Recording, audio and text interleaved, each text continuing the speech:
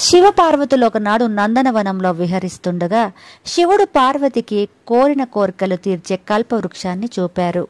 కల్పవృక్షం శక్తిని పరీక్షించుకోరి పార్వతీదేవి ఒకానొక పాపను ప్రసాదించమని అన్నది. మరుక్షణమే పార్వతి చేతులలో అందాల పాప ప్రత్యక్షమైంది. ఆ పాపకు అశోక సుందరి అని పేరు పెట్టారు. అశోక సుందరి అందం చూసి హుండాసురుడనే రాక్షసుడు ఆమెను తీసుకుపోయి పెంచి మున్ముందు పెళ్లి చేసుకోవాలని ఆశించాడు. అయితే అశోక సుందరిని ఊర్వశి పురూరవుల మనవడైన నహూషుడికిచ్చి పెళ్లి చెయ్యాలని పార్వతి సంకల్పించినట్లు రాక్షసుడికి తెలియవచ్చింది.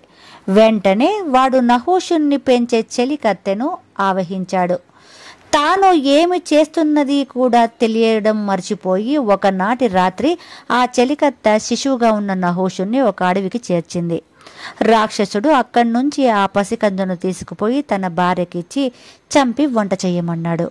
వాడి భార్య ఆ పనిని తన వంట మనిషికి అప్పగించింది. బిడ్డను చంపడానికి చేతులాడక వంట మనిషి ఆ శిశువును వశిష్ఠాశ్రమం వద్ద వదిలిపెట్టి జంతు మాంసాన్ని వండి అదే శిశువు మాంసమని చెప్పి రాక్షసుడి ముందించింది. వశిష్ఠాశ్రమంలో పెరిగి పెద్దవాడైన నహూషుడు ఒకనాడు ఒక కవి తన జీవిత గాథను కావ్యంగా గానం చేయడం ఆలకించాడు.